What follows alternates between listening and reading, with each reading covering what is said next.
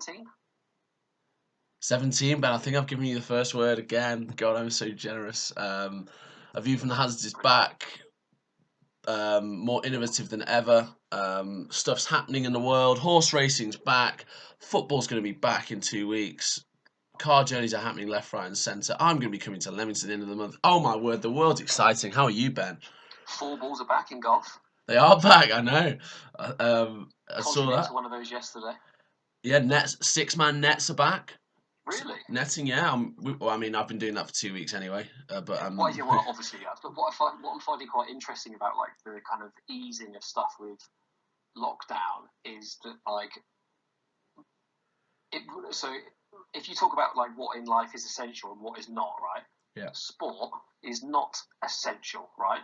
No. I mean, for people that do sport, are like, yeah, come on, and it's very good for mental health, physical health, and stuff like that. But you don't need it to survive, right? No, you don't. Yet, all of the easing of like the lockdown laws are all sport based.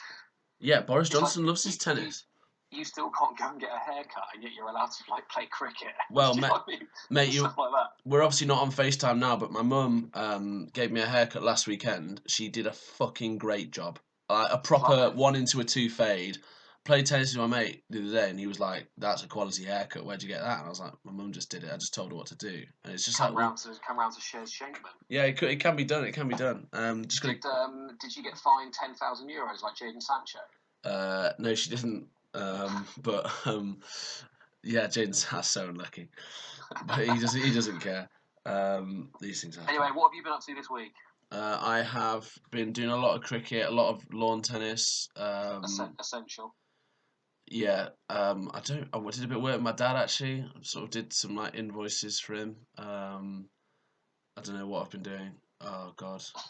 Well, lots of sport. That's good. Yeah, no, basically just doing sport every day. Still admiring your haircut, admiring your chain, and doing some sport. Tell you what, the confidence in the chain are wide ranging. One of my mates who initially criticised me was like, "I actually quite like it." And that is what you live for. Yeah, exactly. You're like, well, an immediate U-turn, fantastic. Yeah, that's good.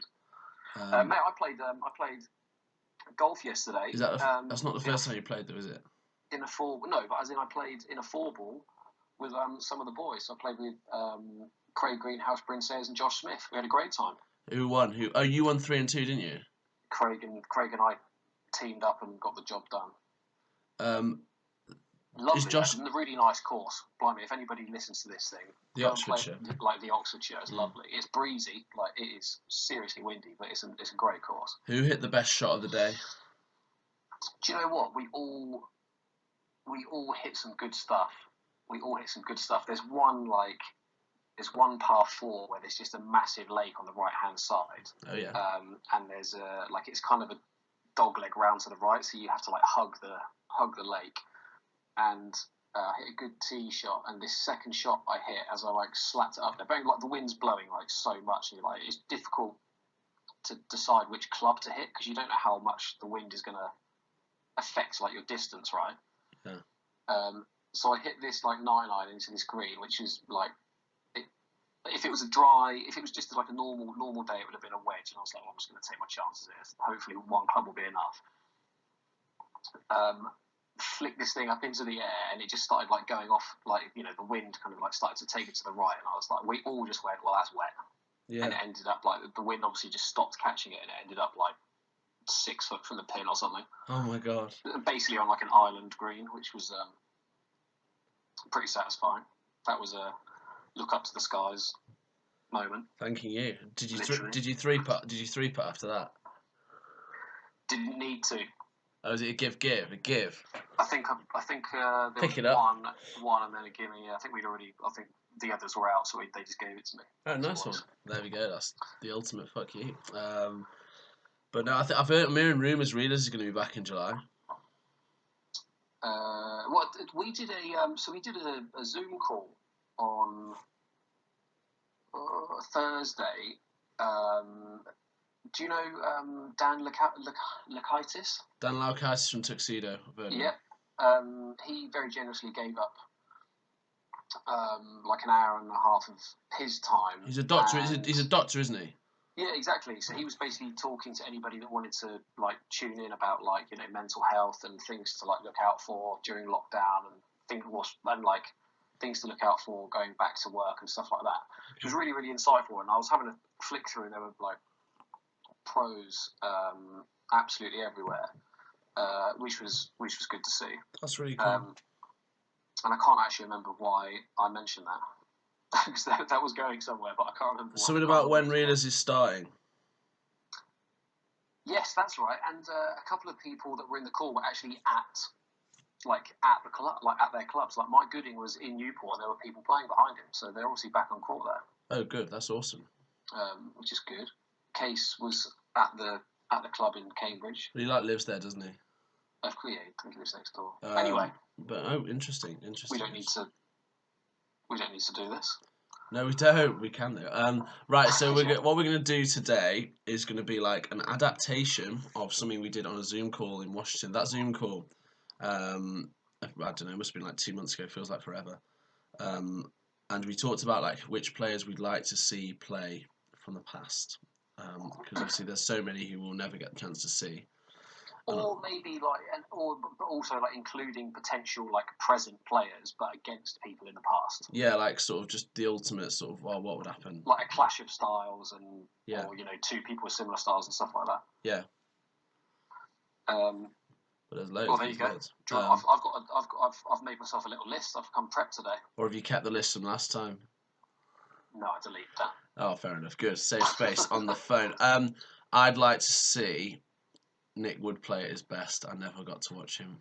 Yeah, I knew you'd say that. I always say it, mate. I've never got to watch him play, and I always used to read him in the TNR annals, and it's like, oh, lovely style of play. I'm like, oh, this guy sounds really good, and he just wore glasses, like it's quite a flair that. It's like wearing a chain. He literally wore glasses. Well, I would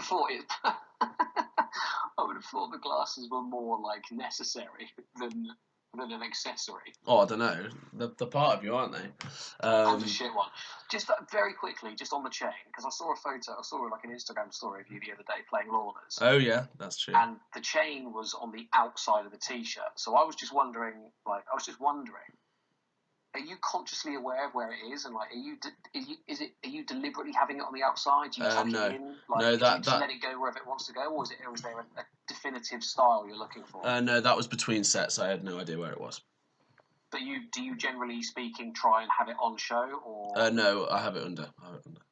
You have it under. But yeah, and that's a conscious decision. Yeah. Okay. Nick Wood never wore a chain, but I'd like to watch him play. Well, how do you know? I'll ask him. I'll email him now. He'll get back to me in like a week. So, the thing, like, I obviously was lucky enough to work with Nick, and I had like a few lessons and stuff with him when I was kind of much younger. And when I worked with him, like for the first year, he was still competing, so I got to practice with him every day, and trust me, that was like seriously hard work. But I don't know if he was at his peak. Do you know what I mean? I'm not saying he wasn't. I would be very interested to know if you asked Nick, like, what year was his vintage. Do you know what I mean? I'm gonna message him now. Actually, no, I'm not. That's weird. Well, you might get a reply in 2 weeks. Yeah, no, that's just pointless. Do you know what I mean? Like, so I practiced with him in 2008. Right. And like, as you said in one of the podcasts previously, I think it was 2000 when he did like. 2000, he won it all. Yeah. He won like. That was 2000. He won the US Pro, the UK Pro, and like the Camden Invitational or something. Yeah. Yeah. So if that was 8 years prior, I'm not saying he was past his best by any stretch. I would be very interested to know what version of Nick I had, chopping me up every lunchtime. Do you know what I mean? Every lunchtime, yeah. I completely agree. Like, I can comment on Nick because I've practiced with him and saw him play. I just don't know what his best year was, and if it was like 2000, 2001, then that was before I had moved up to London, so I wouldn't have actually seen him at his best there. So I'd be interested to know. But yeah, I mean, an absolute phenomenal player and one of the most easy on the eye styles. When you were hitting with him in like 2008, would you beat him now as you are now? Great question. That is a great question. Come on, answer it. I just don't know. Fair. I reckon you would. In a way, Well, in a way. don't know. I don't know. Again, like different styles. So I would think that my knowledge of like the game is much better now than it was in 2008. Therefore, my style would be different. Yeah. So I would be a better player just because I would know like what I do in certain situations. Yeah. But I don't know. I mean, if you ever kind of say like, right, we want to go and look at like the most textbook game of real tennis ever, then like Nick's got to be in the conversation. You two would be pretty textbook. You two would be quite a textbook game. Well, I've like obviously learned a lot from him. I'd be very interested to hear what other people with valid opinions rather than like peanut galleries. But I'd be very interested to hear what, like, if you spoke to like Chris Ronaldson, Rob Fay, Howard Angus, these kind of people, what they would have tried to encourage Nick to do a bit more of in order to really kind of separate himself from the rest. Because when I was practicing with him in 2008, I always thought to myself, this guy is absolutely incredible at what he does, and his movement and his intensity around the court is insane. Was he intense? Yeah, like as in like he was on the ball all the time. When he was on, he was all over the place. Like it was. I had some of my best practices with like Nick at lunchtime, just absolutely blowing out of my arse at the end of it. Like it was tough. Yeah. But I always thought to myself, like, God, if this guy just had a few more, like just had like one big weapon somewhere. Yeah. Then we might have seen like a completely different, completely different kind of career path in terms of majors and stuff like that. Because like, I mean, but then it's difficult, isn't it? Like we've said before, you get people that play with just outright talent and stuff. If you were like, oh, well, let's just teach them how to play real tennis, they might necessarily not be better. Yeah. So if Nick started to try and hit a few more dead-ons and stuff and tried to take a few more openings on, he may have not been as good. Do you know what I mean? Exactly. I think the big thing, if you look at like the people that he was competing against, the two people that were at the top of the game when he was at his best, Tim Chisholm and Rob Fay, the one thing that they could do that he couldn't was leather it. Yeah, I bet that. His arms are like too long. Do you know what I mean? Yeah, don't get me wrong. Like he can generate good pace, but at that level, you know, it wasn't a big enough weapon to get through those guys clearly, and that's not me being harsh. Like the results will speak for themselves. Yeah. Right, Ben. Who would you want to play? Who would you want to see play? So if we keep it in the recent history and like so I've got two people here that are still playing, but I would like to have seen them at their peak. Okay. I would have loved. So obviously, like we still get to watch Rob play. So in terms of like who do we want to watch past and present? Firstly, I think we are very lucky to be able to watch the people that we are watching. You know, the fact that we've managed to watch Rob for, well, I've watched him for 20 years now. Yeah, literally. Jesus, 20 years. You know, that's just like a very, very lucky situation to be able to watch like the best player ever over such a big stretch. Yeah. The two people I would have, who I'd love to have watched, who are playing now, but I would love to have watched at their peak. I would love to have watched Tim Chisholm at his best. Yeah. Don't get me wrong, like, he's chopped me up in tournaments, like, over the last 20 years. But I get the impression, like, you know, watching him kind of get around the court and stuff, obviously he's had, like, a couple of knee ops and stuff now. I'd love to have seen, like, 98 Chisholm. Do you know what I mean? Or 2000 Chisholm. There's a video on YouTube of him winning the British Open in 2002, I think, and he looks really good. Like it's a weird style of game. So the reason I say that is because obviously Tim, with the way you know the two, Tim and Rob are able to still be like at the top of the sport now, despite their age, because they're so good at returning serve, right? Yeah. So I would love to have seen Tim with those weapons, but with the like tenacity of movement and the relentlessness of like the floor game and the retrieving alongside it. Yeah, his floor game's actually really underrated. Actually, I find it's very good. It's never actually when people when people mention Chisholm, it's all about the return of serve. But I've watched him a lot on the floor. He's well good. Like his length's so good. You don't challenge for multiple world championships without being able to play the floor. Yeah, That's It just doesn't happen. You can't. I mean, unless your name's Eugene Scott. Eugene Scott. Yeah, we should have included that actually on the myth busting conversation. I would have said Tim Chisholm's floor game's good. Anyway. Yeah. So the other person I would have liked to have seen at their best, because I think every real tennis player can learn from this person at any level. I would love to have seen Penny Lumley in her pomp. Great question. Oh, mate, that's a sick answer. That's a sick answer. Same. Her footwork is still like insanely good. Yeah. And again, like she plays much more like for fun now. But again, 20 years ago, when she was world champion and like really, really driven to play competitively and really trying to kind of like strive to improve and stuff like that. Like, have you ever seen the cut above the rest video on YouTube? I have. I've watched a bit of it. Yeah, that's lockdown for you. But I mean, yeah. If you go, there's like a little section on like footwork, and like Penny's in there, and there's cameras just zoomed in on her feet, and it's just insane. Like, it's unbelievable. Think about how difficult this game is, trying to read the ball and stuff like that, and get into the right place. And people just kind of like lumber around and don't use their feet very much. If you get yourself into like slightly the wrong position, you inevitably just cock it up because it's just hard enough anyway. Yeah. And so I think one of the things that like the average club member and stuff that really undervalues is movement, and that's why Nick is very, very good as well.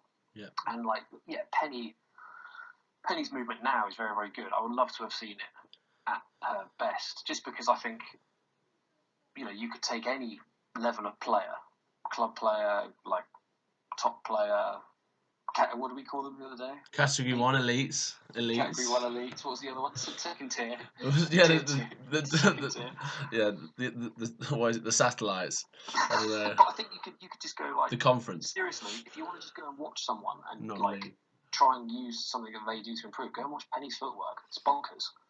The women's game in the 90s was proper as well. There was a lot of depth.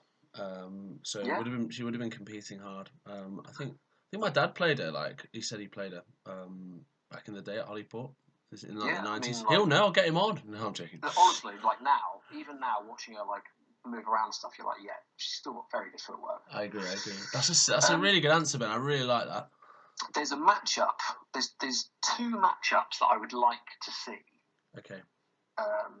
And well, one is a very specific matchup, and that is Lockie Dukar against Chris Robinson. In the 80s. And the reason I say that is because they practiced with each other a lot and worked together.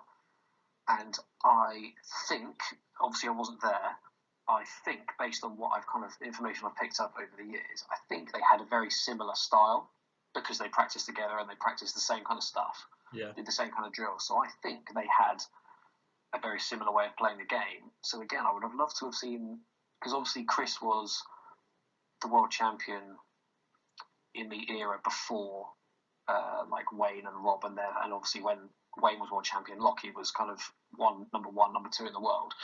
So I don't know if Chris and Lockie were both like at full tilt at the same time, but I kind of get the impression that Chris had kind of started to like drop off the radar a bit in terms of competing as Lockie was like at the top. Yeah. So I'd love to have just seen those two like hammer and tongs. Yeah, because they just did the same stuff. Well, if they're doing the same stuff, then it is quite literally who's better at it. Do you know what I mean? Yeah, that's quite cool to be fair. If you've got two different styles, then it's who can basically wrestle, control, and force the other person to basically break down. But if you've got, who can influence the style of play over the match, if you've got two people that are out there doing the same thing, it's just literally like a war of attrition, right? Serving high serves and stuff. Well, maybe they serve different stuff actually. I heard Lockie used to just serve high stuff. Is that right? But never saw him play. Saw him play. I think that's like a rumor, isn't it? He had like an amazing giraffe. Yeah. I remember seeing like a little interview actually, like bizarrely again. I think someone sent it to me on Twitter or something of some kind of preview before a World Championship match between Wayne and Lockie at New York, because I remember somebody was doing like some filming through the grill in New York, and I was how on earth did they like manage to sneak out and do that? And I think Wayne even says in like a little interview or something like, everybody says you can't serve a giraffe at New York or something, but like Lockie still manages to get it. And that's right, you're watching Wayne like basically get aced or having to like hit high posts back up onto the wall and stuff. I think I sent you that because I got sent it by a listener. There you go.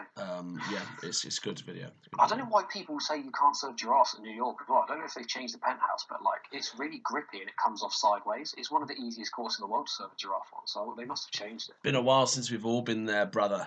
That's true.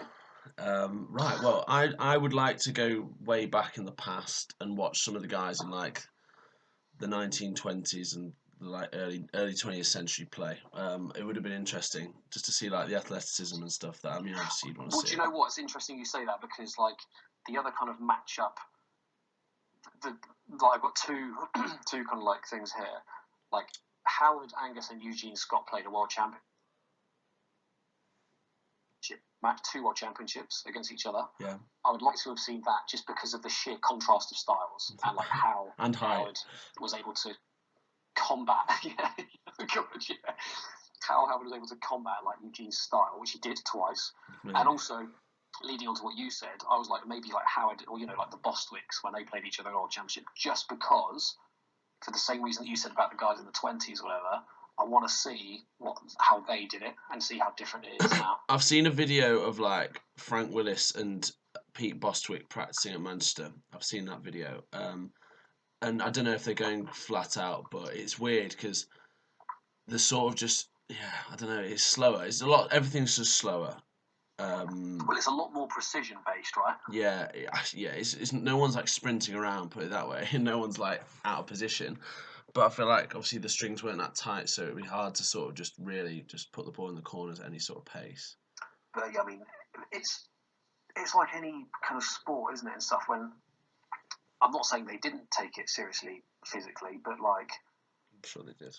You look at like the footballers and stuff in the 80s. They'd have like a fag at half time and stuff like that, and then all it took was for somebody like Wenger to come in like the 90s and say, right, we're going to turn you into professional athletes, and everybody else got left behind.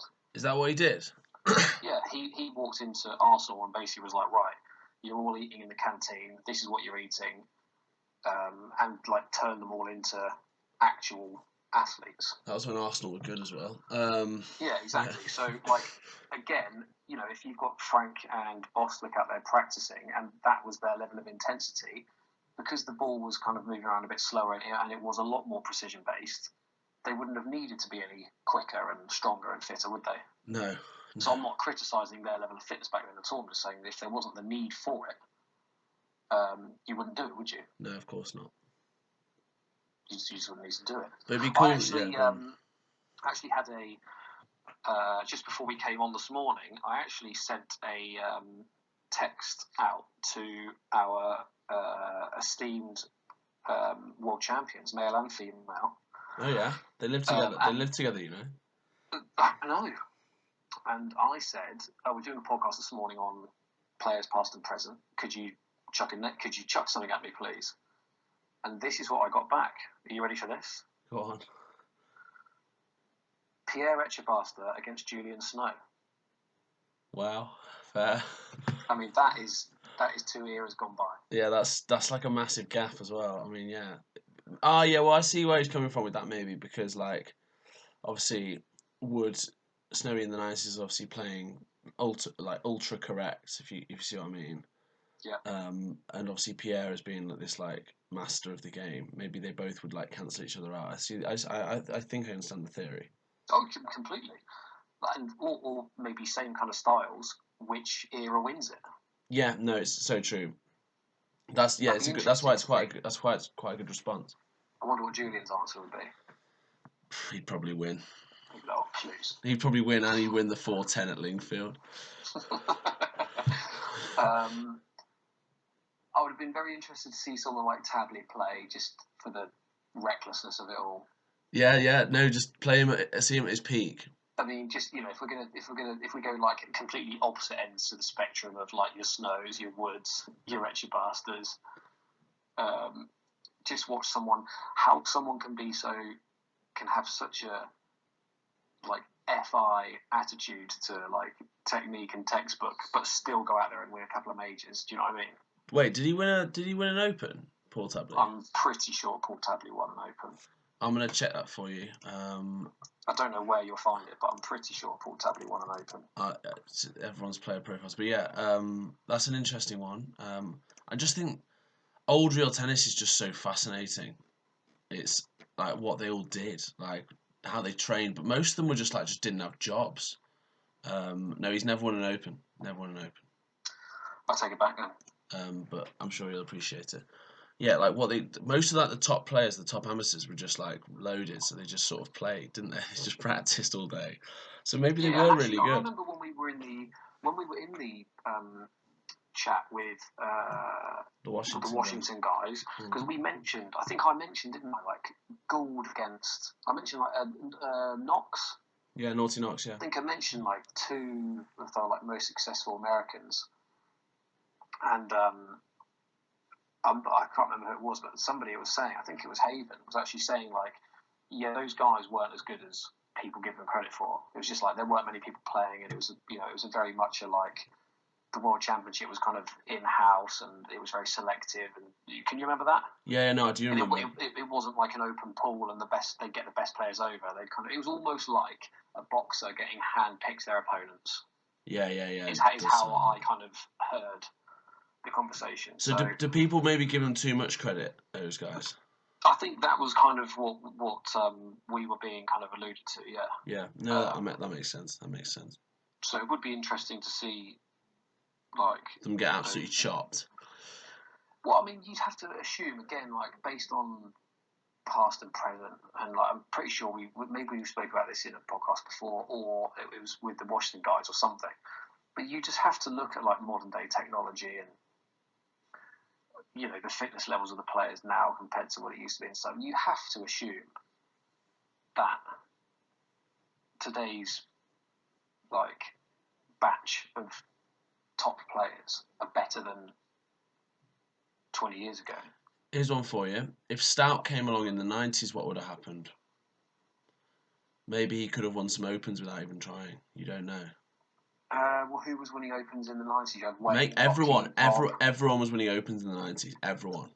Snow, Wayne, Lockie. You got Gooding. You got a pretty punchy group of players there winning. It's a big group though, isn't it? It's a big group. Majors. And maybe if the chances to win were more varied, maybe Stout would have taken it more seriously. And you don't know, do you?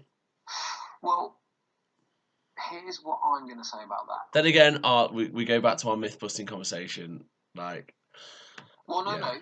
So what I'm going to say about that is that because we can actually use like a real life situation there, right? Because one of the people that was winning openings in that period was Rob Fay. Winning Opens, not winning openings, Ben. Sorry, winning Opens was Rob Fay. Yeah. Correct.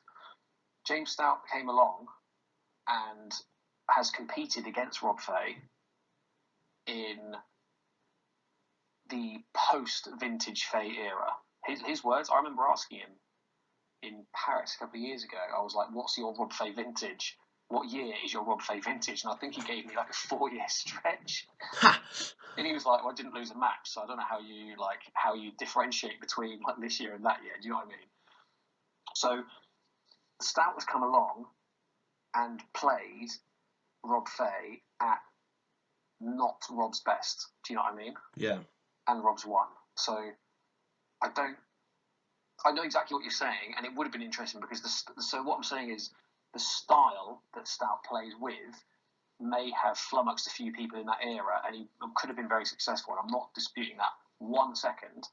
What I'm saying is somebody who was in that era who has on multiple occasions thwarted that style is Rob Fay. Yeah. Because he's done it out of that era. So, yes, maybe. So here's another way to look at it, right? If you had somebody, not necessarily James Stout, anyone, let's say you just had anybody who came along and tried to raise the bar, right? Yeah. You would have to assume that Rob would have raised and been driven and pushed himself harder to keep people at bay, right? Well, we could just say like with this whole topic, like put like Pete Rob against anyone, and is he the best player of all time? That actually probably. Well, that's what I think. Right. So Rob was kind of like winning the odd Open and stuff in the early '90s, and getting beaten by a few people. And I was talking to a couple of people about it, and they were like, well, he was just didn't take it seriously enough. Do you know what I mean? Yeah. Because you didn't have to, let's say. So let's assume someone like a Stout comes in the 90s, rewrites the textbook. Do we honestly think that Rob would have just sat there and let that happen? He would have gone, right, no, I need to push myself or change. Like when Tim Chisholm came along. Yeah. Rob then said, right, I can't get away with playing in fourth gear anymore. I need to up it because this guy's a threat, and that's what he did. We're going to fifth. Oh my God, motorway. Exactly. So yeah. do you know what I mean? Like, you just happen to have mentioned Stout, but no, I just mentioned him. Yeah, exactly. If you put anyone into that 90s period and says, right, I'm going to take this era by the scruff of the neck, you have to assume that Rob would have stepped it up earlier than he needed to, or earlier than he actually did. That would be my recollection. That would be my theory. And as you said, peak Rob, does anyone beat him? That's the key question, really, because then we're talking like who's the best player ever, and this is like who you want to see from the past. Yeah, it all links in. And well, I mean, this is a very short podcast because the best player of all time is Rob Fay. No, I know. Well, no, that's not what we're talking about. We're talking about who you'd want to see, and obviously, like the romantic in you wants to see certain other kind of players. So the romantic in me would have loved to have seen Nick win an Open. Yeah. Because I just think, Mate, we do mention Nick Wood a lot, and yeah, it's just a good player. Because he's just a really nice guy, and just a really good player. I think it's a shame that somebody of that level will, has retired without a major to their name. Yeah, it is what it is. That's a shame. Taylor Matthews, like to see him win a major. Same, so would I. The romantic in me says. I'd have liked to see Vagona in '98 in that British Open final. This loose bloke, mate, at 18, coming in, like, just everyone at Queen's being like, who's this kid? Like, who's this guy? Obviously, Queen's being even more, like... I would have loved to have seen that tournament. And he's just shaking it up, this whole world. He's literally just shaking up the world. Like, this random bloke's just come in and got to a semi-final age 18. Like, oh, right, well, okay, well, there you go. In fact, let's use Steve as the same example of you mentioned with Stout. Steve came along, 18-year-old kid, raw talent, probably didn't have a clue what he was doing. Genuinely, and he would I'm sure if you ask Steve, he probably has a much better idea about real tennis now than he did when he made a final of the British Open. Yeah. And he was the next world champion. That's what everyone said. This guy's definitely going to be the best. What happened? Rob was like, this guy's potentially a bit of a threat. I need to just make sure I keep this guy at bay. It's still so funny though. I'd love to have. Obviously, I'm 20. What year was it? 1998. What do you know his run to the final? Something like, I think he beat some good people. How good would that be to actually see that tournament draw? In like the last, I know he lost to, who did he lose to? He beat Chris Bray in the semi. He lost to Snowy in the final. He did lose to Snowy in the final. And I think he beat someone good in the last 16 as well. Oh yeah, I mean the British Open, like back then, the British Open up until 6-7 years ago was a seriously strong tournament. Yeah. It's only turned into toilet in the last 7 years. I mean, when you say like who'd you like to see play, but I mean, I'm 23. I'd have loved to have been around when Vagona was like 23. I mean, I think we would have probably got on quite well. Was it 1998? Yeah. Just going to see if there's any record of it online. I can't imagine there is, but God, I'd love to see that draw somewhere. Queen, like the TNRA must have that. TNRA. No, well, I mean, you'd need an older. TNRA very generously like retweet our podcast announcements. Show us the 1998 British Open draw, please. It was someone who's got an old annual will have to do it. They've got. Well, I mean, you'd hope that the TNRA would have one of their they do tournament like on record. Let's hope so. They've got all the old annuals in the office, but yeah, we'll see. Right, well, that's 35 minutes. We've talked a lot about who we'd want to watch play in the past. I think everyone's. I wonder if we've missed an absolute shocker. Yeah, I bet we have. Do you know what I mean? I wonder if someone will just comment and be like, "What about this person?" Will be like, "Yeah, you're absolutely right." What about Peter Latham? That's a good thing about. That's a good thing about making it up on the spot, isn't it? I know. Well, yeah, literally, I wouldn't have it any other way, to be honest. It's all just in there, in the brain. But yeah, please just if we've missed anyone, just chip in. But we had a good conversation when we were on that Washington Zoom, and we've had a good conversation now. It's definitely worth talking about with your mates in real tennis. You know who you'd want to watch play, what matchups you'd want. But we continue, don't we? We are moving further. Are we going east now? No, we're going west. West. Where we were at Hollyport last time, right? Yeah. So we're actually going southwest. Southwest on the M4, right? The M4 is just basically due west. No, you actually have to go a bit cross country. Oh crikey! It's quite a fiddly little drive, but it's not that far. Yeah, because you'd come off at the same exit on the M40 to go to both Hollyport and Wellington. I know that for sure. You come off at junction. Is it junction 3? No, 8-9 for Hollyport. Okay. I don't think you would. You wouldn't have to come off there for Wellington. You could go one further. Okay. Well, we're at Wellington today, which the long and short of it is we're at Wellington. Yeah, no, I just love roads, man. And that is that the newest court in the world? Yes, it is. I think. Yes. Gotta be. Yeah, it is. Yeah, it's cool. It's blue. Got like a nice wooden penthouse, pretty similar. You would have to assume it's the most expensive court built. You would assume. Due to inflation, mate. The New York courts cost like 10 billion. Yeah. There's a good article about it, like how the actual architect was engaged to build the courts in America. So obviously, like, mate, think about how expensive it was just to get like concrete and shit. Would have been well expensive. Anyway, we don't know. But yeah, you'd assume it's the most expensive. You would assume it's the most expensive court in the world, and if it's not, and Middlesex is, then wow, what a facility Middlesex is for spending that amount of money 20 years ago and still being the most expensive. Yeah, I know. Anyway, you must have been down to Wellington. Mate, I've been like 3 times. I went in actually in October, had a practice with Righty. I went on a Saturday morning, I was bored, and I like going there, to be honest. There's car parking, which is always a bonus. Always a bonus. I'll tell you what as well, what a lovely part of the world Berkshire is. It's well cool. Like, it's so easy to get to fantastic. As well. So yeah, it's right in the middle of the school. Like the school is like very plush, isn't it? What high end place that is. You walk in, the kind of club room, the pro shops at the end, all windowed and open. Like it's a very good like social setup there.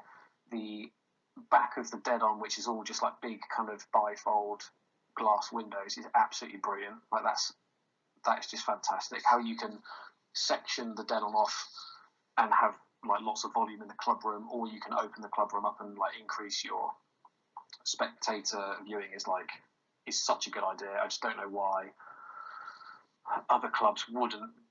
Anyone building a club, like why you wouldn't do that is strange. Yeah.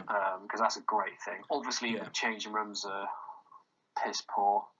The changing rooms, nah, they're not that bad. The showers are decent. They're just tiny. Yeah, it's small. The showers are decent. Well, I mean, as it's part of a school, obviously, like it's a facility. Like the changing rooms are purely functional, as it were, which is fine. So when I say piss poor, they're obviously immaculate. They're just small. The court itself, very blue, as you said. Yeah. The lights are obviously very good. It's very well lit. The floor is, I think, it's like grey. Such an amazing colour. It's basically like marble. It's a great colour. Tell you what a contrast that is. You can really see the ball. Yeah, it's grey, but it's like a kind of marbly kind of thing. It's not just a straight flat grey colour, is it? No, you're right. Asphalt. Asphalt, good work. Whoa, I'm on fire today. Only one coffee as well. Yeah, that's so. I remember they had the ILTPA Championships there last year. I lost to Bryn. I know, mate. I was watching that in my uni room. Everyone else was at the pub, and I was like, no, I've got to watch Ben. And I basically watched like the first 2 sets, and the rallies were just going on forever. So I ended up just going to the pub. I actually said that yesterday when we were playing golf because those rallies, mate. The pro singles in Newport should be going on right now. So I actually said when we were going around the golf course yesterday, is it Friday? And I'm like, yeah. I was like, I should be losing in a US Pro semi-final and then going out and getting twatted today. Keep. It's a tradition. So yeah, Wellington, very kind of grippy and slow. I mean, we seem to be saying this about a lot of the courts. But... No, I think Wellington It's it more will grippy like than it's more grippy than most. yeah, because it's very new. Like the concrete or the plaster and the paint is all obviously very fresh, so it remains quite rough. Yeah, I think. So Let's say as it gets used like again and again and again, and it starts to smooth off, it will become a bit quicker and a bit slicker. But like at the moment, it's still very new. Very difficult to get any reward kind of in the corners if you kind of rip the ball in there. Yeah. So it's a retriever's dream. Yeah. I find that if you get two kind of styles of play out there, like you say, like when Bryn and I played in our semi, you know, the rallies can just go on forever because, in theory, you can get loads and loads of stuff back. it's weird as well because if you serve a railroad, it spins back loads, and like main walls, it sort of really does bounce in off the main wall. And if you're at the hazard end, it's so difficult because obviously they can just get to everything at the service end. I find being at the hazard end at Wellington is not really great. The timber's a bit dodgy as well. I don't really like the timber. Yeah, I don't remember too much about the time. I think again because Ball like, just it's gets all quite new and fresh. the ball just It gets feels behind like, you. yeah, some of them kind of feel like they can kind of grip and cut down almost. And Yeah, it's not the be easiest quite place. tough. It's not the easiest place to be in the grilled corner, but whatever. It's a cool court. Yeah, no, it's very nice. It's true. I know they had a bit of trouble with was it the floor when it first opened? Yes, it was the floor They or had the a bit of paint. trouble Or with the was floor. it I the had to kind of paint? like redo it a couple of times, but Yeah. seems like seems like that works, which is good. Yeah, just very. I mean, basically as you'd expect with a brand new court, it's very well lit, it's very open, and it should be. I mean, it'd be pretty poor if a brand new court opened and like the lights were shit, for example. You'd be like, what? Why have you done that? Yeah, no, it's good. No, it's a good place to play. So it's a very modern, fresh. Yeah, it feels fresh when you walk on court. It feels kind of clean and it feels new, doesn't it? And I think that's probably a template for all future courts. To be fair, I mean, obviously they spent a lot of money on it, but fact of the matter is, it's a great facility. Like that's a great court. I mean, yeah, and you know you're right by the. You've got that little courtyard outside. You've got like a little kind of cafe opposite, and then you can walk into the sports centre. And they were very generous and let us kind of head up into the gym and stuff while we were there. Yeah, gym's absolutely massive, and yeah, it's what you would expect from a public school. Facilities are absolutely top notch. Yeah, no, I agree. It's so as you said, like it does. You can serve railroads, and you can kind of overspin it quite easily, can't you? Yeah, like I remember I was on that practice in October. I was serving railroads at Righty, and I was like, "This is the best I've ever served." Just because they were actually turning, and I was like, "Fucking hell, that doesn't normally happen." They've got the so what they've got in the dead on is they've got like the like if you're at the service end, the forehand corner of the dead on, they've got the net like like. So the dead on net is not completely flush, is it? No. It's so that you can, as the marker, you can kind of lean into the court a little bit and get the shorter chases, which is a fantastic idea. Yeah, I mean, if it's me, in reality, it's seriously dangerous because I marked a couple of matches during the IRTPA, and if someone hits that exact part of the net, it keeps coming back because it's effectively baggy. Yeah. So, yeah, I was marking Rob versus somebody. I can't remember who it was, and I got hit 4 times by Rob's forces just because I couldn't get back far enough when I saw this thing coming for the net. Oh yeah. Got you. Do you know what I mean? And as well, that part of the net is where a lot of main walls will go just naturally. Oh, yeah, exactly. That's where it goes every time. The idea is a very good idea. Like I said, someone's come up with an innovative idea for your everyday kind of membership marking. It's absolutely. I can imagine it's brilliant. Yeah, absolutely brilliant. You know, get some of the big boys out there, and Christ, it's scary. Should have just marked from the middle of the dead on. Would have been, yeah, exactly. You wouldn't. Oh, just give it chase 2. It doesn't matter. Hit a force anyway. Well, you're not beating that on the floor. Obviously, because the court's quite new and it doesn't cut down and stuff very much. You don't need to look. Yeah, exactly. Like, deep right into the corners to start with. Drew Lyon's better than 2. But yeah, what else about it? I think even Drew would struggle to score better than 2 there. Yeah, better than 4. Scoring worse than 2. Right. What else about Wellington? Well, it's pretty much like, so it was. Peter Luck-Hilly was involved as he Yeah. was with Middlesex, obviously. So he's pretty much followed the same kind of blueprint. I mean, literally to the colour as well. Yeah. It's a blue court. The penthouse is like the natural wood colour. It's obviously been varnished or something, lacquered. It's just a nice. It's just a very staple real tennis court, isn't it? And that again, as we've said before, if you don't have many major talking points about it, that's It's a good court. thing, not a bad thing. No, for sure. You wouldn't be complaining if you had to play a match at Wellington, would you?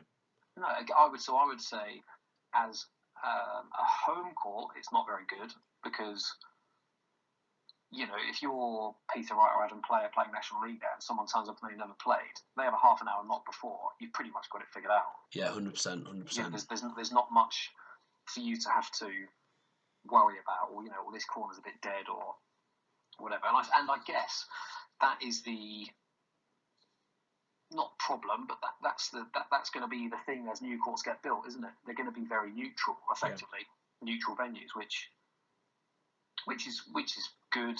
I quite like the whole National League thing about home court and how many matches get won at home and stuff, and people having to try and figure out that that challenge of figuring out a court with only half an hour's practice and stuff like that. Maybe on your feet. Maybe that could be in another podcast. How the game's going to look in 20 years. Maybe we'll get more similar courts, and therefore, like, home advantage becomes less. I mean, we'd all take that, wouldn't we? Oh, absolutely, yeah. I would quite happily take another 5 courts in the next 20 years, but they were all boring and neutral. Tell you what, mate. When I win Euro Millions, I'll just put 5 million aside. For how many courts? 5. Everyone else five cheap courts. Yeah, everyone else can fund the rest. I'll probably be like a 70% shareholder. Would you demand naming rights for all of them? Yes. The Robert Shaman Consortium. The consortium. The Robert Shaman Properties. Ltd. Just to get. Mogul. I'm a company. I'll get my VAT back. No. That's good. Yeah, well, if I win Euro Millions, the courts will be good as well. I'll give you $1 million, Ben. Would you? Yeah, I had a dream last night that I won the lottery, and I said, "How much is your house worth?" And I just gave you a blank check. Now, how good's that as a dream? I mean, if you won the Euro Millions, if you could just go and actually speak to the company and tell them to start fucking building it again, that would be great. What? With the house? Well, it's just on hold, isn't it? Because of bloody social distancing. It's just sat there.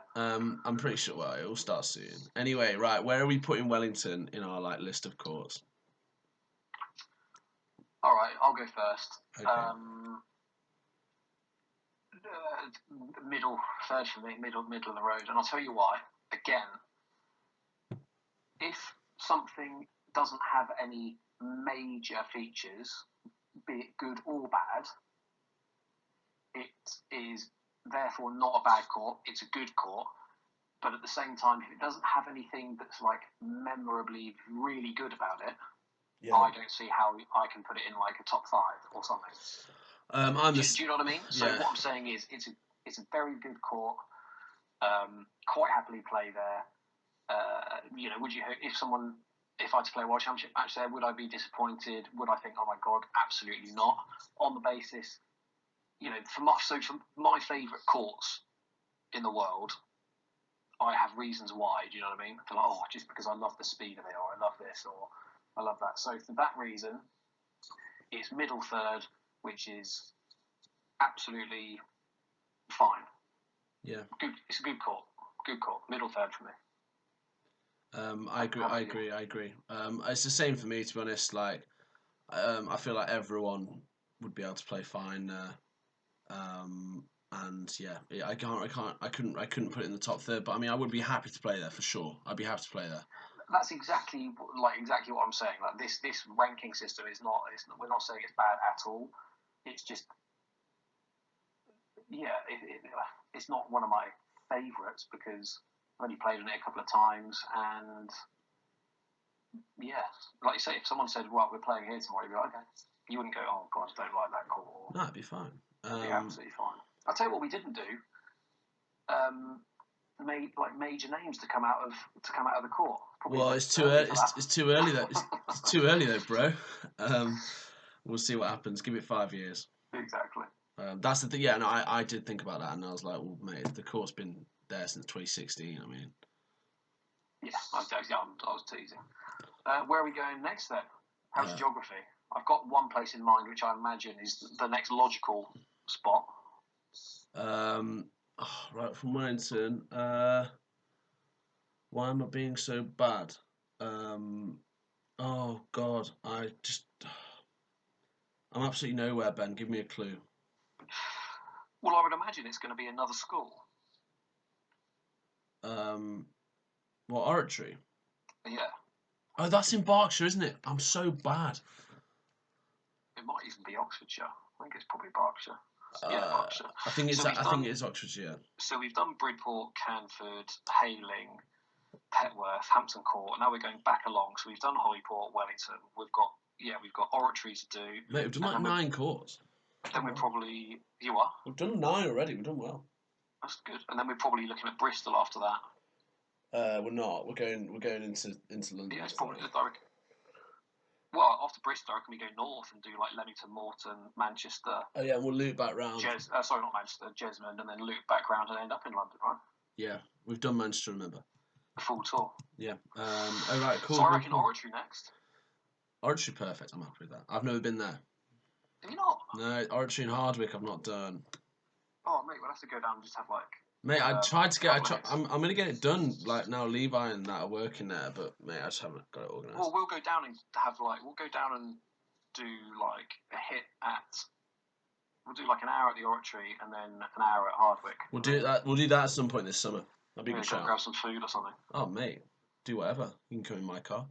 10 pints. Yeah, that's absolutely perfect. Well, yeah, we'll get a taxi. One thing I will say before I go, once we get back training, I'm gonna put some videos on this account on this channel. I'm gonna try and do some vlogs, some training vlogs. Imagining I'm Camden Riviere, but I'm not. So I don't know. Let us know if you think that'd be a decent idea, Matthews. You'll enjoy those. Camden doesn't wear a chain, so. No, he doesn't. But no, I'm gonna do like a full day, like how I train or what I'm doing in a day. Oh God, a day in the life of Robert Shakeman. Mate, when I'm training with Dad, I don't know. The one thing I'm struggling with, right, is how to like film the practice. But I'm not even sure if I can be asked to film it. But we'll see. We'll work that out. Anyway, you have to go in there and like figure out how to like cut and stuff like that. Yeah, exactly. Anyway, get on the 520 at Newmarket. That's what I'm saying. Absolutely. Right. Well, until next time.